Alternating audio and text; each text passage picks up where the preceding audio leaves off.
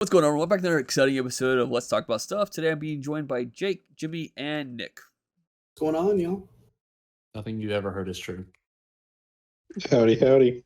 And today we're going to kind of go what's expect this next weekend, maybe a little bit of what's been revealed or whatever else we want to talk about.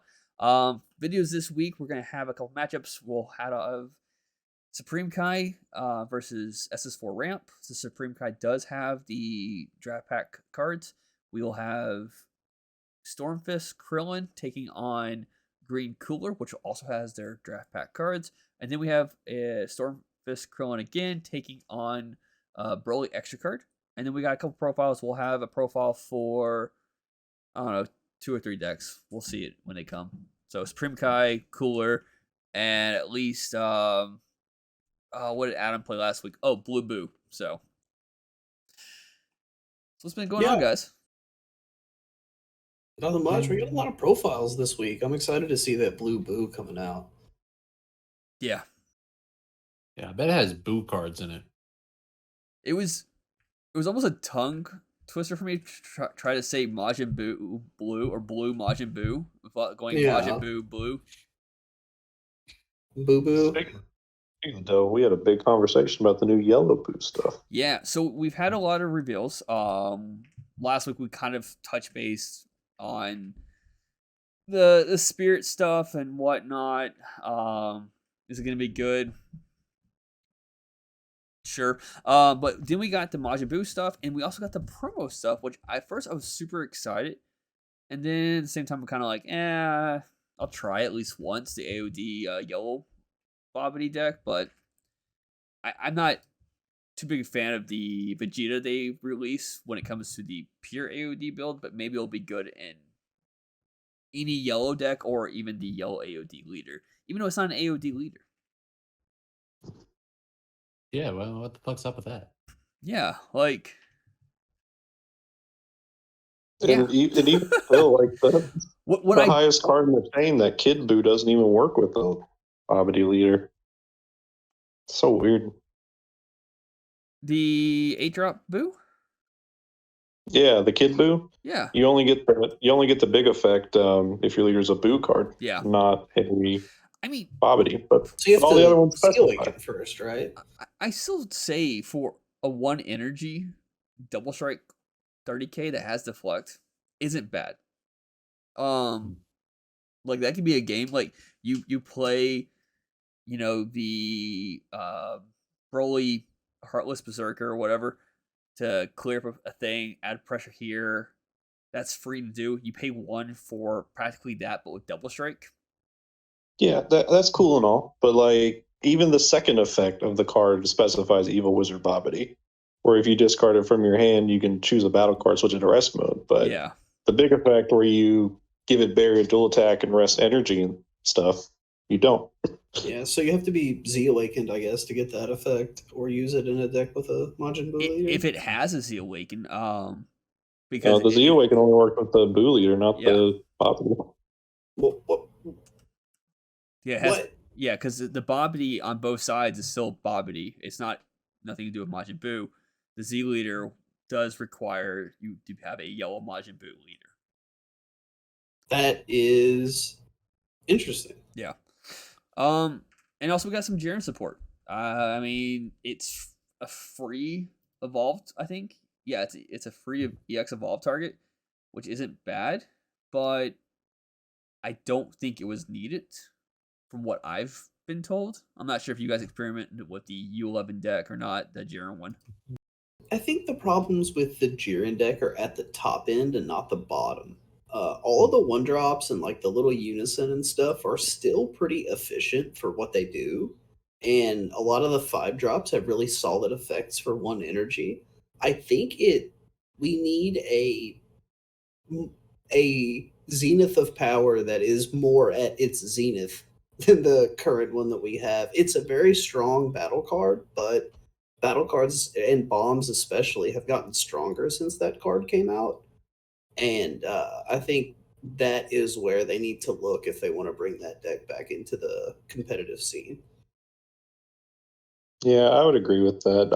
I've played against the deck quite a few times. We have a few people at the shop that play it, and I think the deck really lacks like kill power, just because a lot of the times you're pressuring with the smaller things and you don't really have a big bomb, and the Zenith of Power is pretty expensive once you've done all your stuff. So it's really hard to kill with that card unless you're like have like the perfect setup for it. So I think it does need more bombs in order to be more viable, and that promo just ain't it, Chief.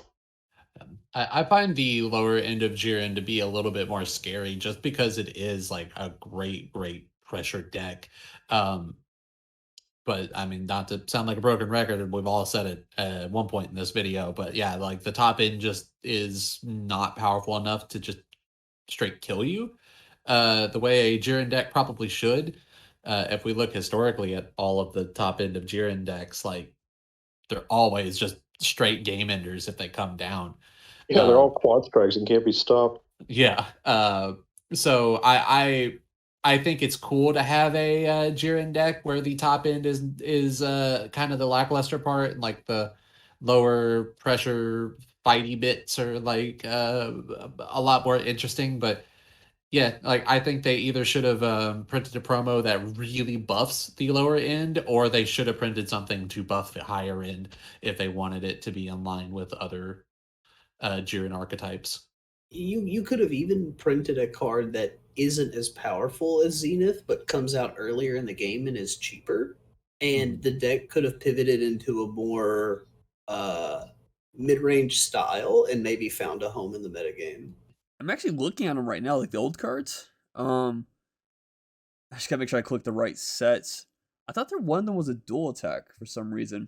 Yeah, yeah, the green and yellow one. It's the 5 attack. Yeah, 5 drop. Okay. Like, to me, I'd just rather pay 1 for 2 attacks compared to doing a free, losing the target, and getting just 1 attack off. Now, granted, yes, it does have a activate main, where you place it in your drop, I guess from your hand. Yeah, place this card in its owner's drop.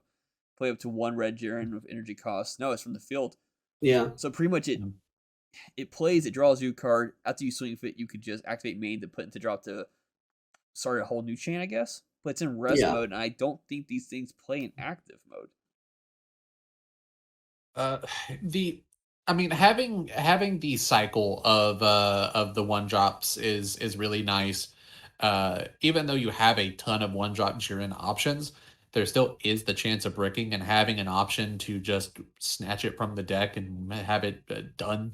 I think there is another one drop U11 that gives all your one drop Jiren's barrier. So your opponent's going to have to expend an attack into the card if they want to remove it, even when it does play in rest mode. So that's probably like the strongest part of this card. That leans more into the multiple chains, fighty, mid-rangey kind of style of gameplay. Yeah. Yeah, I just wish there was a better payoff for that end instead of a lackluster top end. Because if you have any experience with Jiren, it's just you just hold the negate for the big guy. Like you just you hold that, and then you just use your other resources for the smaller stuff. And as soon as that comes down, it's like, well, I have my auto out. Like, yeah. See you next Tuesday. So switching real quick back to the Bobbity, I wanted to mention this. I'm really curious, and we've been getting 2 reveals a day, which has been great. It was fun when it was 1. But I'm hoping at some point, because I feel like we do 2 reveals a day, we still have more leaders to go over. We'll see 60 more cards in the month of February at that rate. Maybe we'll see all the cards before the reveal, but I'm really curious if we can get more Z battle cards that are AOD. Because rereading the Bobbity leader, once you've awakened it, it has Overlord, and you can actually give your Majin cards and your Agent Destruction cards Servant, which I think is great, because then you could just and it's just for the turn, which if you don't use Overlord, you're practically making a 15k a 25k, and that's what we talked about back in the day, where like one of the ways to kind of certain decks that can stop AOD is just giving a free 5k boost somehow, either through Sensu Bean or in some decks like Red could do Wee Bag Corn, and just giving a 5k boost to any leader immediately shuts AOD down. This kind of allows you to have at least 2 of those cards are being like 25s. That's pretty cool. But let's get into the rest of this yellow stuff and let's talk about it. I feel like they tried to recapture the black Majin Buu from like set 9, but make it yellow, because in that engine it was always like an activate main to switch them out from your or the play from the drop on top of. And in this case, it's like you combo up the card and then you could play with it afterwards. So it seems like it's a slower way of doing it because you have to pay 1 energy for that effect. Where, if I recall correctly, the Majin Buu engine, to start off, you have to have no cards in your hand. So that's kind of the trade out there, I guess. Where they're free. The no cards in your hand was to draw back up to 5 at the end of the turn. So that's why they would like pitch everything. The 2-drop had a specified condition, if I recall correctly. Yeah, pretty much all of the chain required you to have no cards in hand to activate the effects. Yeah, but one of the weird things about the yellow archetype now is the part of the cost to play the guys after you combo with them is they have to be in rest mode. Yeah. So it's just a weird condition for it to be in, especially because when you play that card, it gets played in active mode. So essentially, you're only able to get 1 step of the chain off on your opponent's turn, which just seems really slow to me. Or you can do it during your turn, because I don't think it's oh yeah, sorry, it has to be your opponent's turn. Yeah, forgot about that. It's even worse. Yeah, it seems like they're just really trying to hinder the deck. And that, I don't know how much like competitive viability it is. I bet it'd be a fun deck to play regardless. But like, I'm looking at the 4-drop, which has blockers. So I guess if they swing, you come with it, you play. It's a 15k blocker, has the flex coming to play, unless of course they play something like Charismatic Villain to shut it down. But it has an activate main, which gives it a power boost. But it's a 15k blocker. I guess if you're blocking with it, you can immediately evolve it afterwards if you can out combo your opponent. Like, if you block this card, your opponent's, oh, okay, you're going to try to go to the next chain. I'll just combo up to 30. And if you want to keep your chain, you have to expend even more cards just so you can evolve or play this card on top of the next card. Because, like, the 6-drop has to be your opponent's turn as well. And he's only a 20k. So, like, is a 20k in 1 energy worth trying to protect the chain at that rate? And that also breaks down what we were talking about earlier before we start recording. How is the permanence on the Z battle cards affecting the card? Jimmy did a lot of looking into this earlier, and he's also reached out to some of his other buddies in the who are judges to kind of get their point of views on this. But the cards specify in the description, where is permanent? While this card's under a yellow Majin Buu card of injury cost 2 or more in your battle area, the card above this card gains barrier. Now, does that mean as long as it's within underneath the leader, all that stuff is just void space and it just immediately means the top card, or is it the card that's directly above it? They're a precedent from previous sets, even in the Buu like set. The red ones? The 3 Buu. There's a Kai that gives the Buu on top barrier. There's a Kami that gives a power boost to Piccolo, but their wording is different than these other Buu cards. And we've seen a wording change over the past couple sets in Dragon Ball, for better or worse. I think it's better for newer players because it's easier to read the card and understand it, where seasoned players are having a little bit of trouble with some cards just because of we're used to poor wording or not as clear wording, but we were used to it. But the way the older cards say is that while this card is under another card, that card gains this effect or power boost. Where the newer stuff says the card above this card. So that could be, directly above or the topmost card, especially if you're going to be stacking a lot. I would, from my perspective, when I'm reading the card, if I'm thinking about it from a gameplay perspective, I'm thinking this applies to every card on top. because there should not be that many restrictions for cards so lackluster that they need some sort of protection, and you don't need to get punished for playing the deck the way that it was intended to be played. Um, so, but the way the card reads right now, from a reading the card perspective, it means just the card that's on top of it. So whatever Z battle card you play that you Z stack on top of, or you Z stack under, the card above gets that, and then whatever card you play on top of that, 2-drop Z battle card or the 1-drop or whatever, does not get those effects. So And like, go on. I'm sorry.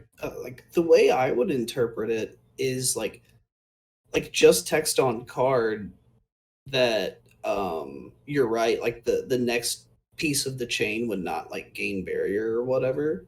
Mhm.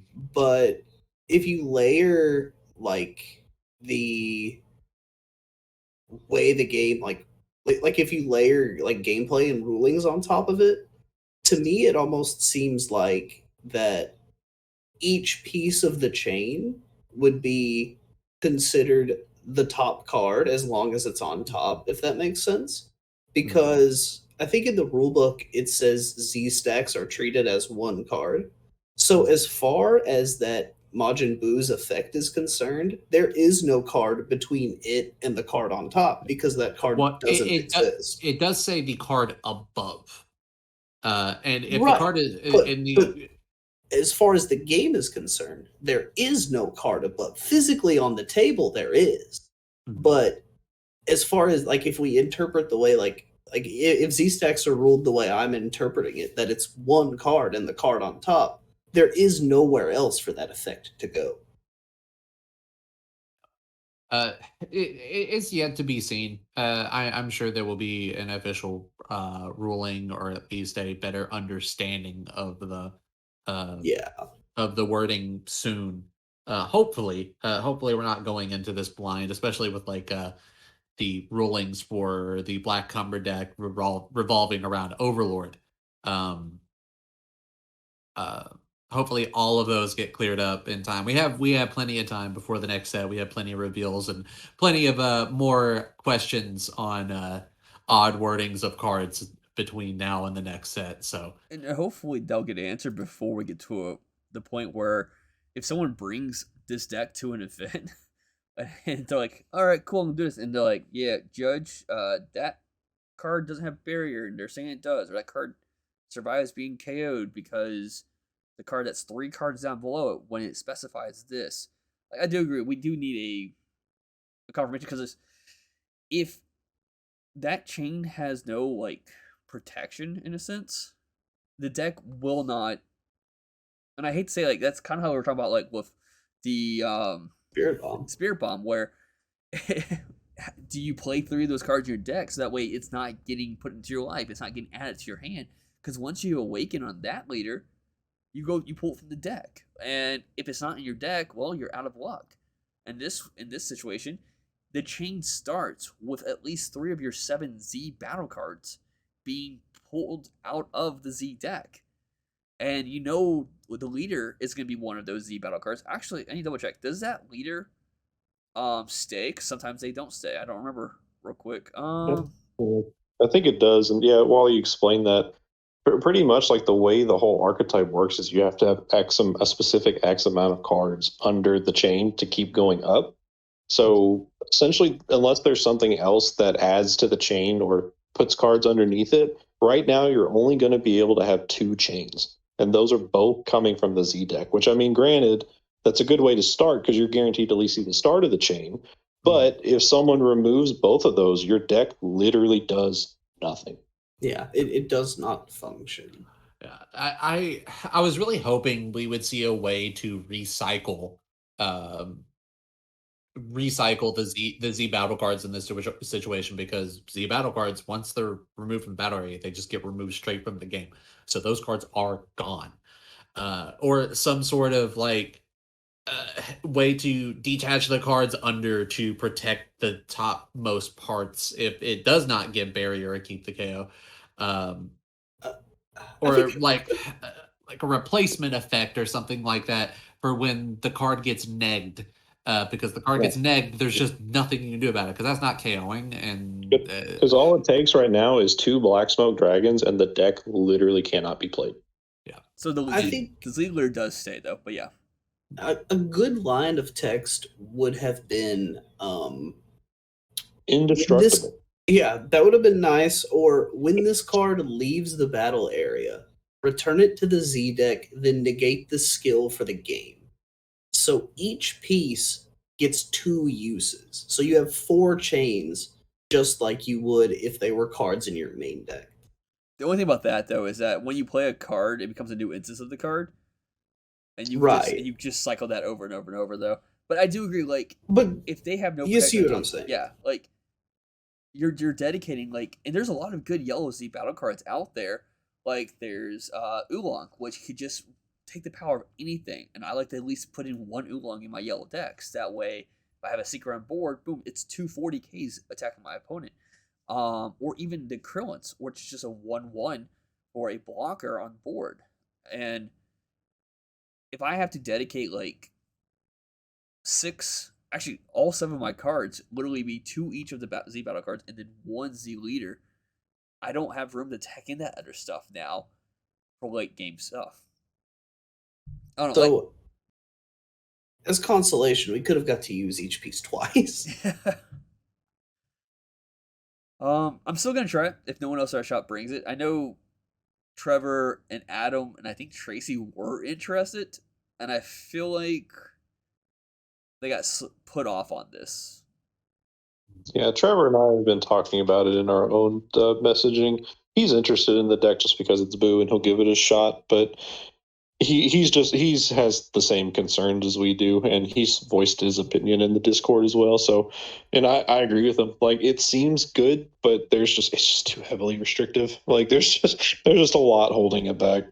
the deck reminds me a lot of the Beerus and Champa green decks, the ones where you start at like 4 and 5 Yes. life, where there are so many restrictions onto this deck for kind of lackluster cards. Like they seem good on paper, but they're just not too great in gameplay. Where I feel like Bandai was so scared of these cards and these decks being good. I feel like it's almost the same thing with Boo. We haven't really seen a archetype outside of like arrival strategies that really focus on playing on your opponent's turn. So I feel like Bandai was kind of taking a step back and being like, okay, if you're going to be playing on your opponent's turn, we have to put some restrictions so that it doesn't get out of hand because that could get out of hand easy. Mm-hmm. Like As shout out to the dude that doesn't like Yu-Gi-Oh talk on Dragon Ball channel, but Yu-Gi-Oh's in a format like that right now with tier limit, where tier limit's just playing on your turn, and you don't get to play the game of Yu-Gi-Oh because the tier limit player is playing on their turn and your turn and then their turn again. So I feel like Bandai might be a little afraid of allowing strategies where you focus on playing on your opponent's turn. And real quick, since you mentioned it to me, I talked about how I felt like Trio Saiyans was their take on Trunks Vegeta and Brain SS4 Goku Vegeta, and they were trying to combine those two together to make that one. I agree. This feels like Black Boo mixed with that Champa Beerus engine, and that now I'm kind of afraid. Are they running out of ideas and they're trying to pull things for they've previously done and just like, can we mix these two things together to make one engine? Let's see what we can do to make both of these worse. Yeah, I might have talked about this on the show before, but I am concerned about future design of the game. I really like the Z deck mechanic, but I feel like a lot of other things that have been released recently are pretty stale. I think part of that is because when it comes to this game, I don't really play for flavor or uh like I like this character, so I'll play this deck. I play for mechanics and like um just like interaction and that kind of like mental chess you have with your opponent. And a lot of this stuff to me, I read it and I'm like, that's neat, but this deck from 4 sets ago is more efficient, more powerful, has a bigger hand size, doesn't have awkward restrictions that I'm going to misplay on camera, and I'll just win more if I play with the older stuff. I will say, in agreement to that, like I like of the 3 archetypes we've gotten so far, I love what they've done. The archetypes, especially this set for set 20. I think they're all great, and they're in theme of what their characters or what they did in the show. Like in the Coomer, he had his own key, which would quote unquote possess other people into fighting. Like going out of control. Um, the Spirit Bomb deck. Hercule is important to the deck to ramp up the Spirit Bomb because in the show he did that. I love the idea of taking elements from the show, incorporating into the deck. And the Majin Buu, the extra, if it goes in a way where as long as whatever top card gets the buffs, it will work great because Majin Buu can be blown up and come right back because that's what Majin Buu does. But I do agree that all three, well, I haven't done a lot of testing with Cooper yet, but at least the 2 yellow decks we've seen, to me, feel very lackluster compared to previous sets. And why would I want to play these decks when there's better yellow decks to play? Especially when the draft pack, example, Jake, you're a Trunks Gita player, and we just got a lot of good cards from the dash pack for that deck. We have a Z leader for it. We have a new. Was there a new battle card for it, or a Z Yeah, battle card for it? there's a new battle card. There's 2 new battle cards. There's a new 1-drop that is also a Vegeta, and then there is a, I think, Vegito that evolves on top of it. And then there is the new Z leader that empowers the old 8-drop. Trunks Vegeta was a deck that arguably did not need modernization and got it anyway, and that will push both of these yellow decks out of the format if yellow is playable at all. Um, to kind of play advocate in an off way here, I feel like this set so far would be fantastic for like the old Unison Warriors type format, where only this set is legal. You could only build from this set. I feel like this would be such a fun set as a Dragon Ball fan to have Boo versus Vegito. Yeah. And you're basically playing out the show with the cards. Like that's super fucking dope. Yeah, I think this would But be a great yeah, draft box type set. You pull only from this set and make a deck. I think it would be a great deck. yeah. And if the rest of the design across the other archetypes and reveals are like this, I might even be apt to talk to our locals and see if we want to do a Zenkai format using only the set for the theme. Like it's really dope. But I so far from what we've seen, everything just kind of sucks. Like Maybe this is Bandai's way of slowly training us to go to like a set rotation where like they're trying to push more flavor and more heavy archetype stuff to get people to like train people to get out of the mindset of generic and using old things. Wasn't Thought. wasn't Coming recently the Zenkai tournaments adjusted to where it's not put into its own limitation anymore? Like where beforehand you had to incorporate 15 unique Zenkai cards, right? I think it was. yeah, you had to have 15 cards in your deck be from the Zenkai series, which was just a weird thing. Like it's I don't know. That was such a weird format to me. I feel like it should just either be Zenkai or just have it be regular, constructed. But they did listen to the community, and it is just a normal tournament now. I think it's still called the Zenkai Cup, but like that's I prefer that because you really get to see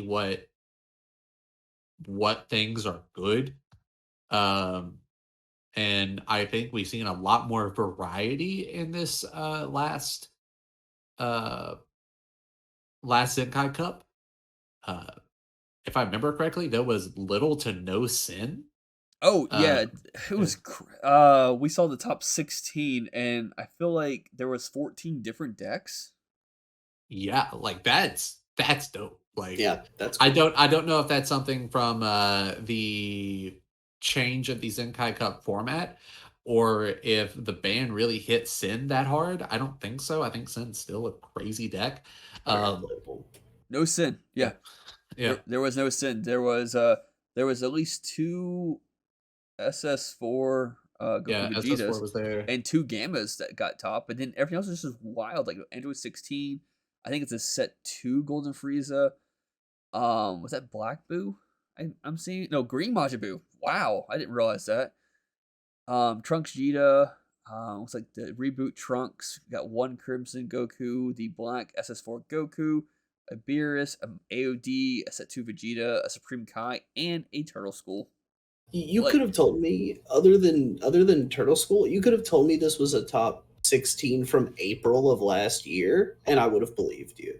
Yeah, like that's super dope to see. I know a lot of players claim that the game was getting very stale with the and red deck wins format. that was Uh, European Zenkai Cup as well. Just want to specify because I know Jake used to look at a lot of their builds because it was always unique and different back in the day. yeah. Uh, yeah, the European meta tends to be a lot wider than the NA meta. I don't know what they're doing over there to, At to get the least variety, but I dig it. I like it. I used to play Untap with a couple of Italian players, and from what little we could communicate back and forth. I don't speak Italian, or I speak Italian about as well, 10 times worse than they spoke English, we'll put it that way. Um, but the way that I understood it is over there, it's not really like if you go to an event and top with like the most meta deck, it's not really seen as an accomplishment. Like they want to build a unique deck and top with it. It's not enough to like copy somebody's list for them. So you see like really wide metas because there might only be 2 or 3 of each leader at the event because everybody wants to try something different and unique. And just for specification, this was the Lookout DBS European Zenkai Cup, which was an online event, best of 1 with pre-sideboards. So, Jake, what you're saying is that the Europeans are calling all of us colonizers. I mean, historically, they should look in the mirror before they do that. But let's continue. I guess we're I'm not. just going to take it as an offense. Okay. I think they have different goals, and that's cool. And with that being said, thank you for tuning in. I think we're just gonna wrap it up right there. Yeah, yellow stuff, yay! Look forward to Monday. We're getting I think blue finally, which is great. Looking forward to that because I think we got some good things coming down the road. Because that trailer was awesome. We all saw it. With that being said, y'all, thanks, guys.